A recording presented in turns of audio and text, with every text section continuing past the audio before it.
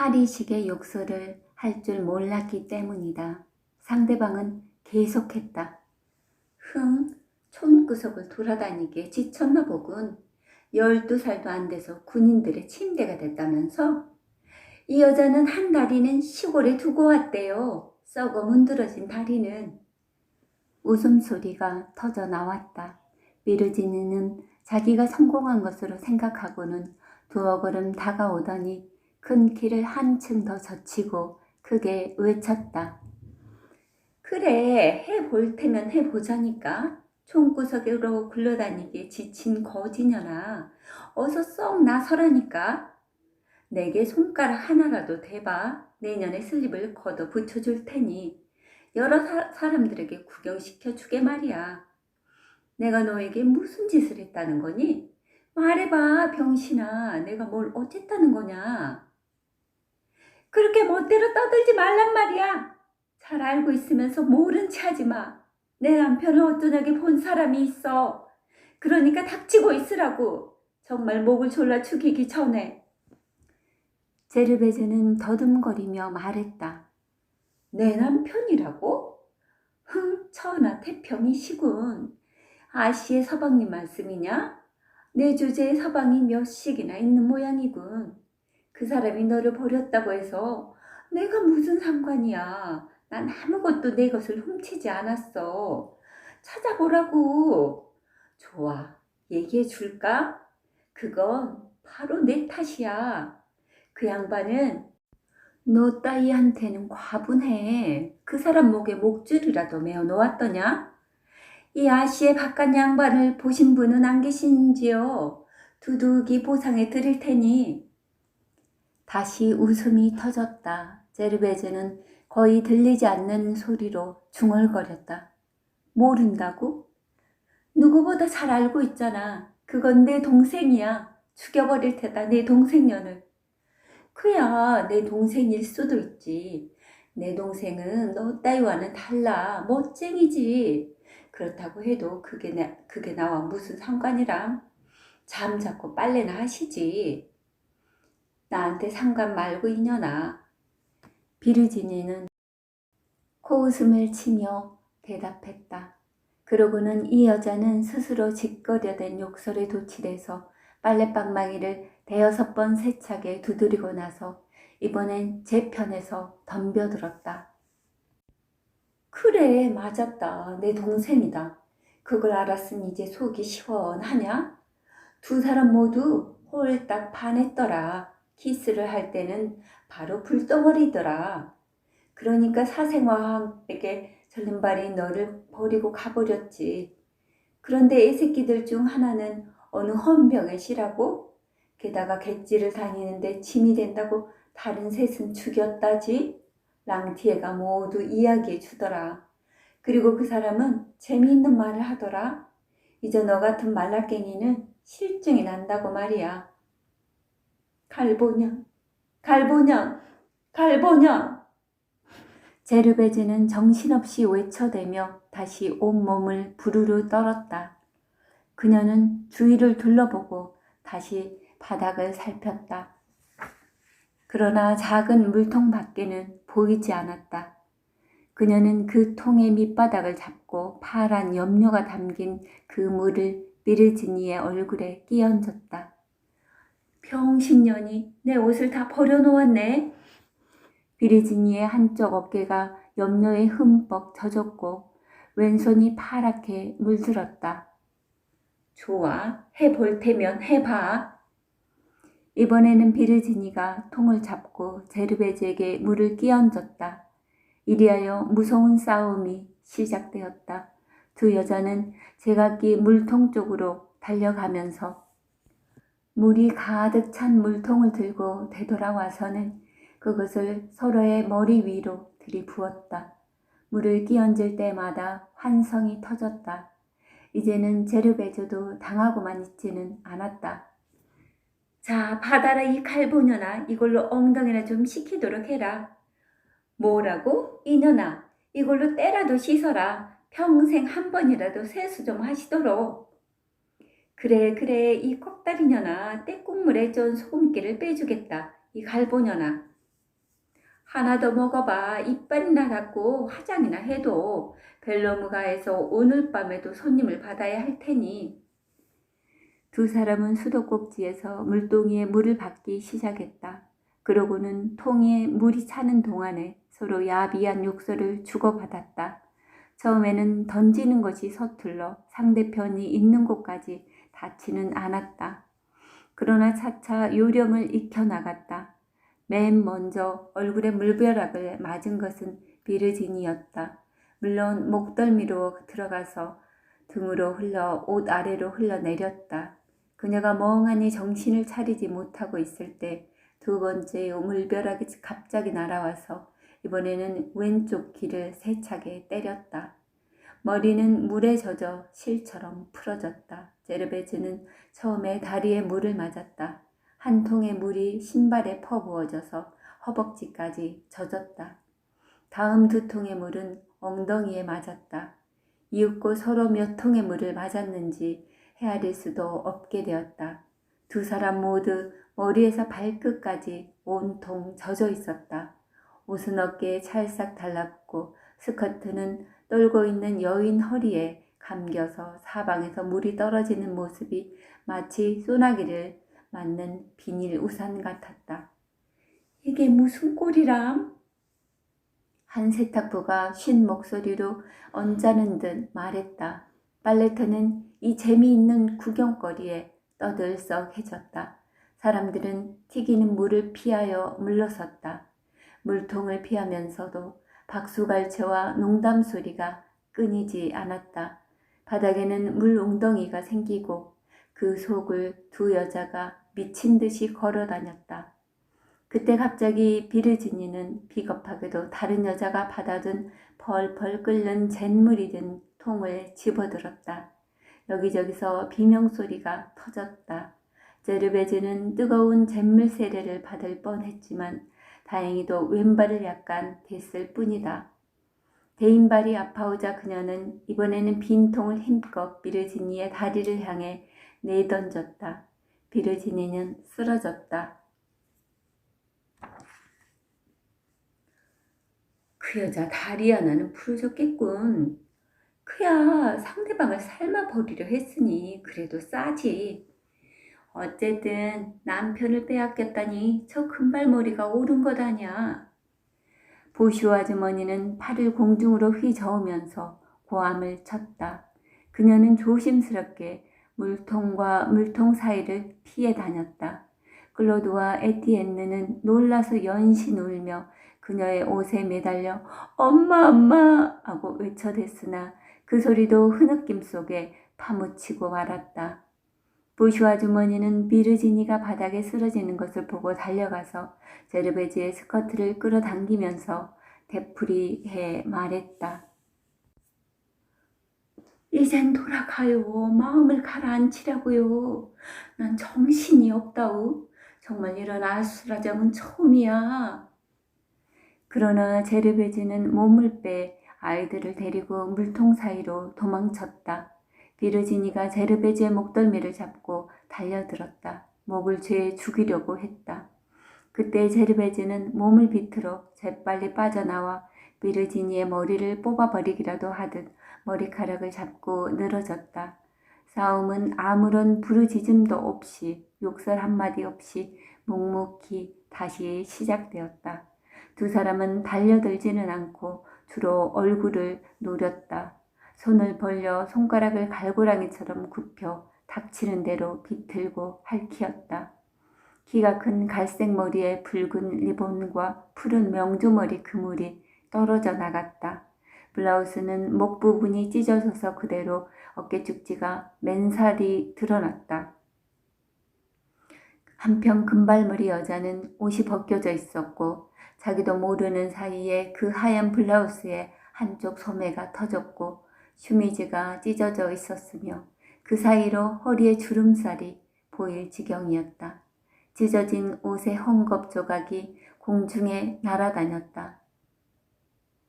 먼저 상처를 입은 것은 제르베즈였다. 그녀는 입과 턱에 상처를 입고 피를 흘렸고 눈을 다칠까 조심하면서 쓰러질 때까지 때마다 눈을 꼭 감았다. 비르지니는 아직 피를 흘리지는 않았다.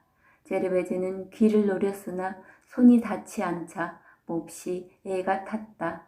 가까스로 노란 배 모양의 귀고리 한쪽을 힘껏 잡아당겼다. 귀가 찢어지며 붉은 피가 흘렀다. 이거 살인나겠네. 말려요, 이 원숭이들을. 몇몇 사람이 말했다. 세탁부들이 다가갔다. 구경꾼은 두 패로 갈라졌다. 암캐들의 싸움을 구경하듯 두 여자를 부추기는 패와 신경이 약해서 몸을 떨며 얼굴을 돌려 더 보다가는 병이 나겠다고 되풀이하며 말하고 있는 패였다. 이러다간 구경하는 여자들끼리도 싸움이 일어날 것 같았다. 서로 인정머리가 없다느니 깡패니 입씨름을 하면서 맨살에 팔을 휘둘렀다. 뺨을 치는 소리가 3번이나 울렸다. 보슈 아주머니는 그동안의 빨래터의 급사를 찾았다. 샤를! 어딨어? 그녀는 맨 앞줄에서 팔짱을 끼고 구경하고 있는 급사를 보았다. 그는 목이 굵고 몸집이 큰 사내로 두 여자가 보여주고 있는 속살을 즐기고 있었다. 만약 슈미즈가 찢어진다면 최고의 구경거리가 될 것이다. 야, 저 여자 겨드랑이에 검은 사마귀가 있네. 그는 한쪽 눈을 가늘게 깜빡이며 중얼거렸다. 뭐야, 너 여기 있었구나. 그를 본 보쇼 아주머니가 외쳤다. 두 사람을 뜯어 말려야 할 게 아니야. 너라면 말릴 수 있을 거야. 싫어요. 혼자서는 싫어요. 그는 침착하게 대답했다. 지난번처럼 눈을 핥히면 어떻게 하라고요? 난 그런 일이나 하려고 여기 있는 건 아니라고요. 그런 일까지 한다면 일이 너무나 많단 말이에요. 걱정할 거 없어요. 조금쯤은 피가 나는 게 좋아요. 그럼 곧 성질이 부드러워지니까요. 보슈 아주머니는 할 수 없이 경찰관에게 알리라고 했다. 그러나 빨래터에 가냘프고 눈이 나쁜 젊은 안주인은 단연코 반대했다. 그녀는 몇 번이나 되풀이에 말했다. 안 돼요. 그건 곤란해요. 경찰에 알리면 우리 장사에 지장이 있어요. 바닥에서의 싸움은 여전히 계속되고 있었다. 갑자기 비르지니는 무릎을 세우고 일어서더니 빨랫방망이를 주워들고 그것을 휘둘렀다. 숨을 헐떡이면서 그녀는 쉰 목소리로 말했다. 이 개 같은 년아 기다려. 그 더러운 몸을 두들겨 줄 테니.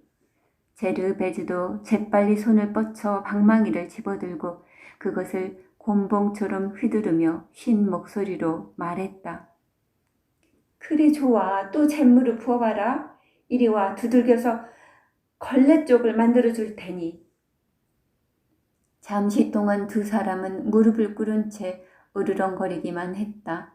머리카락은 얼굴을 덮고 있었고 가슴은 뛰고 진흙처럼 범벅이 된 얼굴은 부어 있었다. 두 사람은 공격할 기회를 노리며 숨을 몰아쉬고 있었다. 제르베즈가 먼저 달려들었다. 방망이는 비르지니의 어깨 위에서 미끄러졌다. 그녀는 비르지니의 방망이를 피하여 옆으로 넘어졌다. 마침내 전투를 제기한 두 사람은 세탁부들이 빨랫감을 두들기듯 박자를 붙여가며 서로 두들겼다. 두 사람의 몸이 가까이 부딪히면 마치 통을 두들기는 것과 같은 둔탁한 소리가 났다. 두 사람을 둘러싸고 있는 세탁부들은 이제는 웃고 있지 않았다. 어떤 사람은 속이 뒤틀린다면서 가버렸다. 남은 사람들은 목을 늘려 잔인하게 눈을 빛내며 이 용감한 여자들을 바라보고 있었다. 보슈 아주머니는 클로드와 에티엔네를 데리고 그곳에서 떨어진 곳으로 갔다. 건물 끝에서 두 방망이가 부딪히는 소리와 아이들의 울부짖는 소리가 섞여서 시끄럽게 들려왔다. 갑자기 제르베즈가 소리를 질렀다. 비르지니가 제르베즈의 팔꿈치를 힘껏 내리친 것이다. 팔꿈치는 금세 퍼렇게 부어올랐다. 제르베즈는 상대방을 죽일 기세로 달려들었다. 이젠 됐어. 됐다니까. 구경꾼들이 외쳤다. 그러나 제르베즈가 너무나 무서운 얼굴을 하고 있었으므로 차마 가까이 가려 하지 않았다. 그녀는 힘껏 비르지니의 허리를 잡아 꺾어서 얼굴을 돌바닥에 누르고는 허리를 들어 올렸다. 그러고는 상대가 몸을 비틀어 흔드는 것도 아랑곳 없이 스커트를 완전히 걷어 올렸다. 밑에는 바지를 입고 있었는데 그녀는 찢어진 틈으로 손을 넣어 잡아당겨 찢고 말았다. 모든 것이 드러났다. 넓적다리는 완전히 노출됐고 엉덩이도 보였다. 그런 다음 방망이를 휘둘러 그 옛날 불라상의 비오르느 강 기슭에서 그녀의 안주인이 주둔 부대 군인들의 세탁물을 빨아주고 있을 때 하던 그런 요령으로 두들기기 시작했다. 방망이가 엉덩이 살에 부딪힐 때마다 물기를 머금은 소리를 냈다. 칠 때마다 붉은 줄이 하얀 살갗에 뚜렷이 나타났다. 저런! 급사 샤를은 이제야 놀랐다는 듯이 눈이 둥그레졌다. 여자들은 잠시 괴성을 지르며 요란을 떨었으나 곧 이젠 됐어 하고 외치기 시작했다. 그러나 제르베즈의 귀에는 그런 소리가 들리지 않았다. 그녀는 오직 빨래를 두들기듯 비르지니를 두들기고 두들길 뿐이었다. 비르지니의 몸뚱이를 구석구석 두들겨서 챙피를 줄 생각이었다. 갑자기 세탁부들의 노래를 생각하고는 잔인하고도 쾌활한 기분이 되어 노래를 불렀다. 그러고는 그녀는 이어서 말했다. 이건 내 몫이고, 이건 내 동생 몫이고, 이건 랑티의 몫이고, 그것들을 만나거든 이렇게 전해줘. 알았어? 한 번 더. 이건 랑티의 몫이고, 이건 내 동생 몫이고, 이건 내 몫이다. 팡! 팡! 마르고는 빨래토로 팡! 팡! 빨래방망이로 두들기며 사람들은 비르지니를 그녀의 소나기에서 떼놓지 않으면 안 됐다. 그 키가 큰 갈색 머리의 여자는 얼굴이 눈물투성이가 되어 새빨개지고 당황하여 빨랫감을 가지고 도망치고 말았다. 그녀의 패배였다. 제르베즈는 블라우스의 소매에 다시 팔을 끼워 스커트의 끈을 다시 맸다. 팔이 아팠으므로 보쇼 아주머니에게 부탁해서 세탁물을 어깨에 얹어달라고 했다. 보쇼 아주머니는 싸움의 모습을 이야기하고 자기의 감상을 말했다. 그러고는 하여간 그녀의 몸을 살펴보자고 했다. 아마도 어딘가 부러졌을 거야. 이상한 소리가 났거든. 그러나 젊은 여자는 그저 돌아가고 싶었다. 세탁부들이 사방을 에워싸고 앞치마를 입은 채 서서 수다스럽게 칭찬하거나 동정해주는 따위의 말에는 대꾸도 하지 않았다. 그녀는 세탁물을 어깨에 얹고 문으로 나갔다. 거기에서 아이들이 기다리고 있었다. 2시간이니까 이수입니다. 유리로 칸막이한 방에 앉아있던 안주인이 그녀를 불러 세우더니 말했다. 어째서 이수를 내야 한단 말인가. 그녀는 부당하다고 생각했으나 이곳에서 보낸 시간이 2시간이었으므로 이수를 지불해야 했다. 그녀는 물에 젖은 무거운 빨랫감을 어깨에 메고 다리를 심하게 절고 있었다. 발꿈치는 푸른 멍이 들었고 볼은 피투성이가 되어 발로 에티엔누와 클로드를 끌고 그것을 떠났다. 아이들은 아직도 떨고 있었으나 눈물로 얼룩진 얼굴로 아장아장 따라갔다. 그녀가 나가자 빨래터는 다시 숙문을 열어놓은 듯한 소란으로 돌아갔다. 세탁부들은 빵을 먹고 포도주를 마셨다. 그러고는 제르베즈와 비르지니의 싸움 때문에 기분이 유쾌해져서 더욱 힘을 내어 두들겼다. 양동이의 대열을 따라 팔을 미친 듯이 휘두르면서 허리를 굽혔다가 어깨를 젖혔다 하면서 인형극의 인형처럼 네모진 옆모습들이 요란하게 움직이기 시작했다. 이야기들이 통로의 끝에서 끝으로 오갔다. 웃음소리와 야비한 말들이 세찬 물소리에 섞였다. 수도꼭지는 물을 토하고 물통은 물을 튀기며 작은 시냇물이 되어 세탁반 위를 흘러내렸다. 오후가 되자 더욱 활기를 띠고 네이들을 방망이질 했다.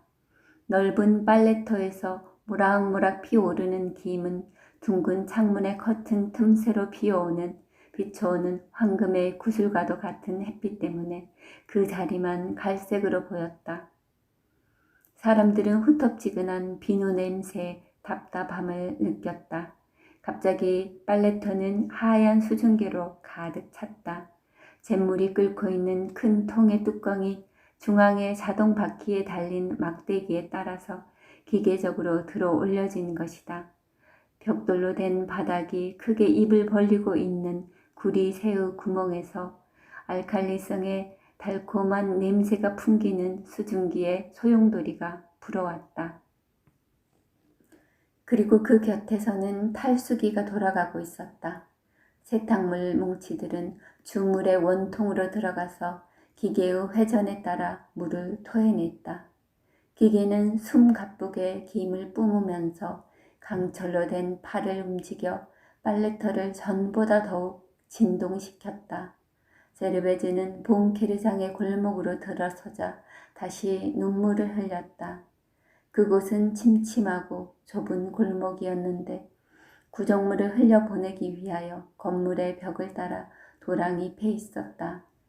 그리고 다시 이 악취를 맡게 되자 랑티에와 지낸 가난과 불화에 지난 이 주일이 생각났다. 그 추억은 지금 아픈 상처와 같은 회한이 되었다. 그녀는 스스로를 버리려는 생활 속으로 들어가는 것처럼 느껴졌다. 2층 방은 텅 비었고 창은 열린 채 햇빛이 가득히 들어오고 있었다. 이 햇빛과 춤추고 있는 듯한 먼지의 장막은 새까맣게 그을린 천장이나 벽지가 벗겨진 벽을 더욱 을씨년스럽게 만들었다. 난로 위 선반의 못에는 실처럼 베베 꼬인 여자의 작은 숄만 걸려있을 뿐이었다. 아이들의 침대는 방 한가운데로 나와 있었고 장롱은 서랍이 빠진 채 안이 그대로 드러나 있었다. 랑티에는 얼굴을 씻고 트럼프 상자에 조금 남아있던 포마드를 다 발라버린 모양이었다. 그런 다음 손을 씻었는지 기름기가 뜬 물이 세수대야에 가득 차 있었다. 그는 아무것도 빠뜨리지 않았다. 조금 전까지도 트렁크가 놓였던 구석자리가 제르베즈에게는 마치 커다란 구멍처럼 생각되었다. 창문 고리에 걸려있던 작은 거울조차도 다시 볼 수가 없었다.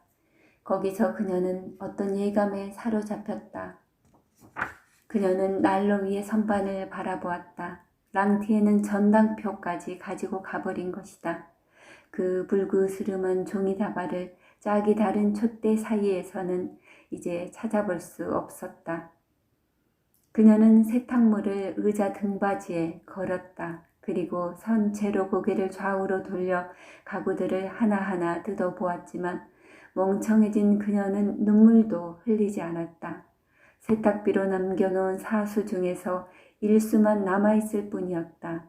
어느새 에티엔누와 클로드가 기분이 좋아져서 창가에서 웃고 있는 것을 보자 그녀는 가까이 가서 두 아이의 머리를 팔에 안고 잠시 이 회색 거리를 내려다보면서 아무 생각 없이 서 있었다. 그곳은 오늘 아침 그녀가 노동자들의 무리가 파리의 거대한 하루가 눈을 뜨는 것을 본 곳이었다. 지금은 한낮의 햇빛에 녹은 길이 세관 저편의 거리 위에서 뜨거운 반사열을 보내고 있었다. 그녀는 이 이글거리는 거리의 열기 속에 비참하게 두 아이들과 함께 버려진 것이다. 그녀는 좌우에 늘어선 가로수길을 멍한 눈으로 바라보았다. 그러다가 그 양 끝에서 시선이 멈추자 앞으로 그녀의 생활은 이 보잘것없는 가나안의 뒷거리에서 영영 못 박혀 버린다는 예감이 차마 빨래를 넣을 힘조차 빼버리려는 허탈감 속에 한참이나 있게 만들었다.